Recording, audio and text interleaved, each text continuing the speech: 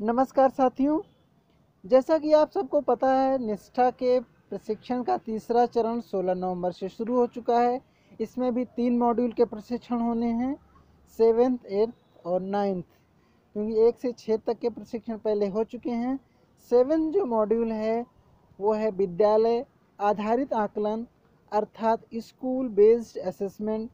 और जो 8वां मॉड्यूल है हमारा, वो है पर्यावरण अध्ययन का शिक्षा शास्त्र। और जो 9वां मॉड्यूल है वो है गणित का शिक्षा शास्त्र। तो ये तीनों मॉड्यूल के प्रशिक्षण होने हैं। तो प्रशिक्षण शुरू भी हो चुके हैं। तो इन प्रशिक्षण में जो गतिविधि आधारित प्रश्न होते हैं या प्रशिक्षण के अंत में जो प्रश्न आते हैं, प्रश्नोत्तरी होती है, उनका हल लेके मैं हमेशा आता हूँ। तो इस बार फिर से उन सब के हल लेके मैं इस बार आया हूँ। तो चलिए हम लोग जितने भी प्रशिक्षण हैं उन प्रशिक्षण के को एक बार से उनके सॉल्यूशंस को देख लेते हैं। तो सबसे पहले जो 7वां मॉड्यूल है, इसकी जो गतिविधि 5 है, गतिविधि 5 का जो प्रश्न, पहला प्रश्न है, इसमें यस और नो वाले प्रश्न हैं, सही या गलत बताना है। सीखने के लिए मूल्यांकन में समग्र पाठ्यक्रम अपेक्षाओं का मूल्यांकन किया जाता है, ये गलत है। नेक्स्ट जो क्वेश्चन है, पोर्टफोलियो परीक्षणों और परीक्षाओं, प्रदर्शनियों, उपलब्धि प्रस्तुतियों, सिमुलेशन सीखने के मूल रूप में मूल्यांकन के उदाहरण हैं, ये भी गलत है। नेक्स्ट है, स्वमूल्यांकन और सहकर्मी मूल्यांकन कौशल का विकास सीखना के मूल्यांकन में आता है, ये भी गलत है। नेक्स्ट जो प्रश्न है, सीखने के लिए मूल्यांकन में शिक्षक अपनी योजनाओं को समायोजित करते हैं और सुधारात्मक शिक्षण में संलग्न होते हैं, ये सही ऑप्शन है, ये सही है। नेक्स्ट क्वेश्चन है, शिक्षक और छात्र दोनों मूल्यांकन के रूप में सीखने में निरंतर प्रगति का निरीक्षण और प्रक्रिया के बारे में समीक्षा करते हैं, ये सही है। इस तरह 5 प्रश्न थे, पांचों के सही जवाब मैंने बता दिए। इस गतिविधि में हम देखते हैं, पहला प्रश्न है, शिक्षार्थियों को अपने स्वयं के कार्यों के साथ साथ अपने साथियों के मूल्यांकन के लिए पर्याप्त अवसर नहीं दिए जाने की आवश्यकता है, ये गलत है। क्षेत्र का दौरा, सर्वेक्षण, कला कार्य जैसे मॉडल बनाना, रंगोली बनाना, प्रयोग, परियोजनाएं आदि समूह कार्य की मांग करते हैं और प्रक्रिया कौशल के साथ साथ सामाजिक कौशल का आकलन करने के लिए उत्कृष्ट अवसरों के रूप में उपयोग किया जा सकता है, ये सही जवाब है। नेक्स्ट है, पोर्टफोलियो से माता पिता अपने अभिभावकता की क्षमताओं और उनकी रुचियों के बारे में जान सकते हैं जिनकी वे अनदेखा करते हैं, और प्रतिक्रिया के साथ अब वे अपने बच्चों को प्रगति के साथ समर्थन कर सकते हैं, सही है ये। नेक्स्ट है, रूब्रिक्स में गैर लचीलेपन और अनुकूलनशीलता होती है जो बहुत कम अन्य मूल्यांकन उपकरण के पास होती है, ये गलत है। नेक्स्ट है, एक रूब्रिक कई कार्यों पर छात्रों का आकलन करने के लिए उपयोग किए जाने वाले मानदंडों का एक व्यापक समूह है, ये गलत है। तो इसमें भी पांचों में से पांचों प्रश्न कर लिए हैं। अब आते हैं प्रश्नोत्तरी पे, जो प्रशिक्षण के अंत में दी गई होती है। मैंने पहले भी बताया है, इस प्रश्नोत्तरी में 60% सही करने होते हैं। तो प्रश्नोत्तरी में आते हैं, पहला प्रश्न है, गणित में सीखने की अक्षमता का आकलन निम्नलिखित परीक्षणों में से किसके द्वारा उचित रूप में किया जा सकता है? तो इसका सही आंसर है नैदानिक परीक्षण। नेक्स्ट क्वेश्चन, एक शिक्षक कक्षा के कार्य को एकत्रित कर पढ़ती है और फिर छात्रों की ज़रूरतों को पूरा करने के लिए अगले पाठ की योजना बनाते हुए समायोजित करती है। वह कह रही है इसमें चौथा ऑप्शन सीखने के लिए आकलन, ये सही है, वो सीखने के लिए आकलन कह रही है। नेक्स्ट है सतत और व्यापक आकलन आवश्यक है। इसमें तीसरा जो ऑप्शन दिया गया है, यह समझना के लिए कैसे अधिगम को अवलोकन, रिकॉर्ड और बेहतर बनाया जा सकता है। नेक्स्ट है निम्नलिखित में से कौन सा एक उपयुक्त प्रारंभिक आकलन कार्य नहीं है। तो इसमें छात्रों की रैंकिंग ये उपयुक्त आकलन कार्य नहीं है। कक्षा में समूह गतिविधियों द्वारा छात्रों में निम्नलिखित में से किसे विकसित किया जाता है। तो इसका आंसर है सहयोग। नेक्स्ट क्वेश्चन है छात्र अधिगम मानदंड बेंचमार्किंग हिस्सा है, यह सीखने के आकलन का हिस्सा है। नेक्स्ट क्वेश्चन है निम्न में से कौन सी विद्यालय आधारित आकलन SBA स्कूल बेस्ड असेसमेंट की मुख्य विशेषता है। योग्यता आधारित गतिविधि। नेक्स्ट क्वेश्चन है आकलन का उद्देश्य। आकलन का उद्देश्य है किसी चीज की गुणवत्ता के बारे में निर्णय लेना। नेक्स्ट क्वेश्चन है निर्देश के अंत में उपलब्धि का आकलन करना, ये सीखने का आकलन है।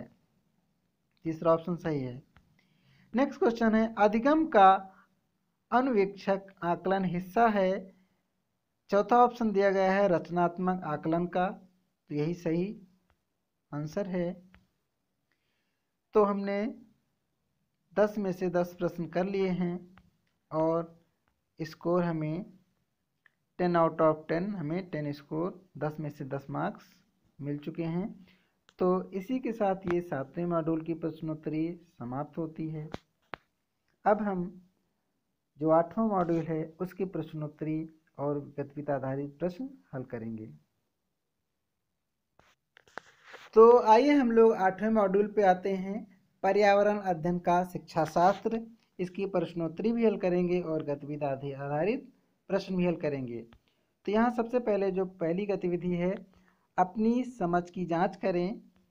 तो इसका जो प्रश्न है स्वास्थ्य शिक्षा पर्यावरण अध्ययन में एक विषय के रूप में शामिल है, तो ये सही है क्योंकि इसमें सही और गलत यही बताना है, तो ये सही है।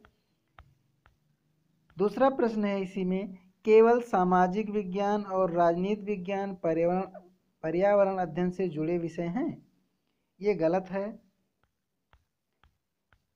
तीसरा है इसी में चित्र 1 में दिए गए सभी विषय पर्यावरण अध्ययन से जुड़े हैं, सही है। आप प्रशिक्षण में वो चित्र देख पाएंगे, तो ये सही है।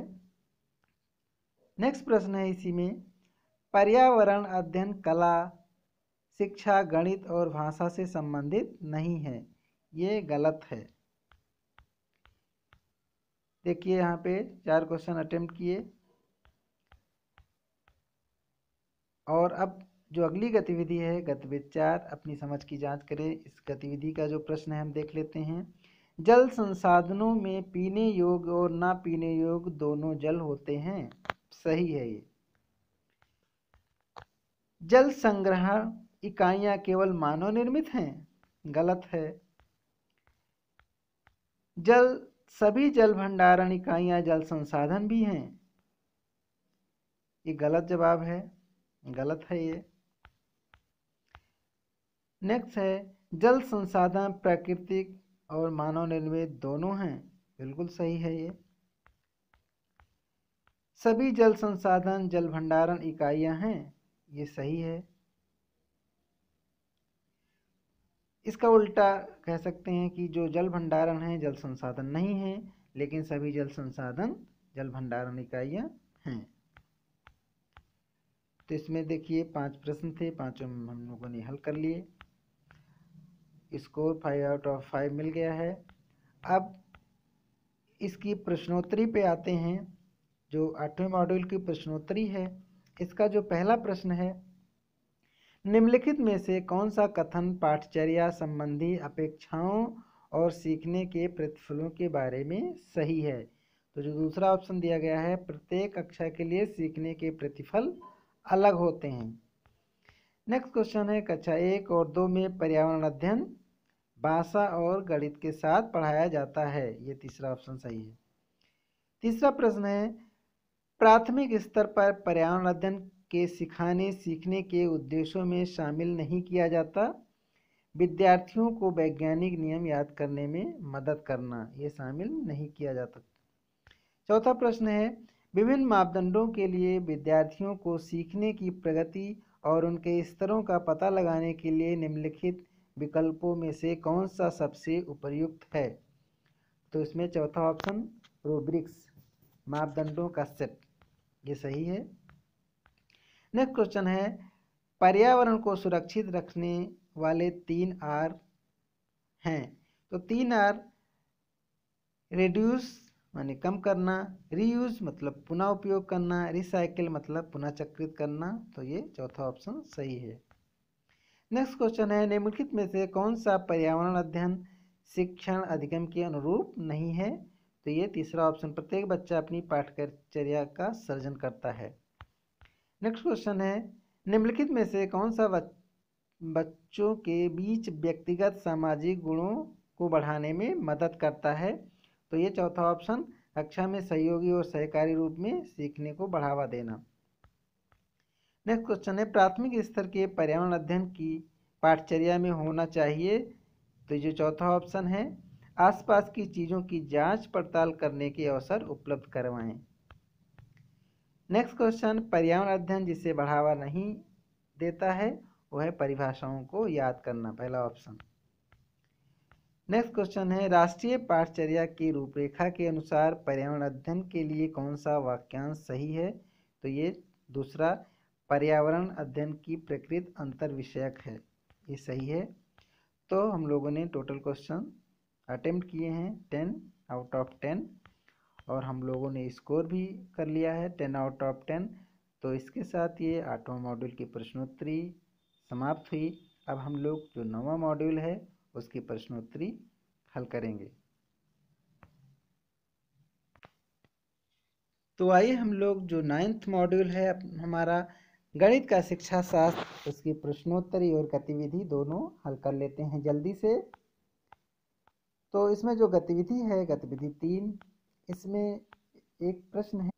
तो यहाँ पे देखिए, छात्र जोड़ के तथ्यों के साथ पूरी तरह से सहज है, जैसे 8 धन 5 है, लेकिन यह नहीं जानता कि इस तथ्य को 38 धन 5 समस्या के लिए कैसे बढ़ाया जाए। यहाँ कौन सी वैचारिक समझ को मजबूत करने की आवश्यकता है। यहाँ पे स्थानीय मान। नेक्स्ट क्वेश्चन, एक ही क्वेश्चन है इस गतिविधि में। तो आइए नेक्स्ट गतिविधि कर लेते हैं। इसमें इसका जो प्रश्न है, निम्नलिखित में से कौन सी विधि आप भिन्न अंकों को परिचय देने के लिए उपयोग करेंगे। दूसरा, गतिविधि का उपयोग करना। इसमें भी एक ही प्रश्न है। तो आइए प्रश्नोत्तरी पे जल्दी से प्रश्नोत्तरी हल कर लेते हैं। पहला प्रश्न है, इनमें से किसे गणित को आनंददायी बनाने की जरूरत नहीं है, केवल समस्याओं के बारे में छात्रों को बताना। पहला विकल्प सही है। दूसरा प्रश्न है, व्यंजक x+2 इसका मतलब है किसी ज्ञात और अज्ञात संख्या के बीच का संबंध। नेक्स्ट प्रश्न है, निम्नलिखित में से कौन सा विकल्प सही नहीं है। तो ये जो पहला विकल्प है, बच्चों की ऊर्जा और समय की बर्बादी के लिए गणित सिखाने के खेल में उपयोग किया जाता है। तो पहला विकल्प जो है, बच्चों की ऊर्जा और समय की बर्बादी के लिए। नेक्स्ट प्रश्न है, यहाँ पे लिखा हुआ है संदर्भों पर विचार करें। तो ये संदर्भों पर विचार करें, ये तीनों संदर्भ पढ़ लीजिए। इसका जो आंसर है वो मैं बता दे रहा हूँ। इसका आंसर है पूर्णांक। नेक्स्ट जो प्रश्न है, इनमें से कौन सा बयान सही नहीं है। गणित की पढ़ाई करते समय बच्चे सीखते हैं गणितीय बयानों को याद करना। नेक्स्ट प्रश्न है, गणित कक्षा में बच्चों को, तो तीसरा ऑप्शन है, गणितीय अवधारणाओं के बारे में उनके विचारों को पेश कर और चर्चा करना चाहिए। नेक्स्ट प्रश्न, एक प्रासंगिक स्थिति पर काम करते हुए छात्र से उम्मीद है। पहला विकल्प है इसमें शामिल गणितीय सिद्धांत की पहचान करें। नेक्स्ट प्रश्न, गणित में की गई गतिविधियां। चौथा विकल्प इसमें छात्रों को खुशी से गणित की अवधारणा को ढूंढने के योग बनाती है। नेक्स्ट प्रश्न है, प्राथमिक स्तर पर गणित सीखने के मूल्यांकन के लिए इस पर ध्यान दिया जाना चाहिए। तो यह तीसरा विकल्प, बच्चे कैसे सीखते हैं। नेक्स्ट प्रश्न है, गणित यह विकसित करने में मदद नहीं करता। तो इसमें शारीरिक शक्ति, यही ऑप्शन सही है, इसको विकसित करने में मदद नहीं करता। तो देखिए यहाँ पे टोटल 10 प्रश्न हम लोगों ने हल किए। यहाँ पे 10 आउट ऑफ 10 स्कोर कर लिया। इसी के साथ जो प्रश्नोत्तरी है हमारी 9th जो हमारा मॉड्यूल है उसकी प्रश्नोत्तरी भी समाप्त हो गई। तो ये तीनों मॉड्यूल आप लोग तीनों मॉड्यूल का प्रशिक्षण ले लीजिए, जो कि लास्ट नवंबर तक कर सकते हैं आप, तो कर लीजिए। और अगर मेरे बनाए के वीडियो से आपको थोड़ा सा भी लाभ हो रहा है तो मेरे चैनल को सब्सक्राइब कर दीजिए, जिससे कि आगे अगर मैं कोई वीडियो बनाता हूँ तो उसका नोटिफिकेशन आपको मिल जाए और आप तुरंत वो वीडियो देख लें और उससे लाभ प्राप्त कर सकें। धन्यवाद।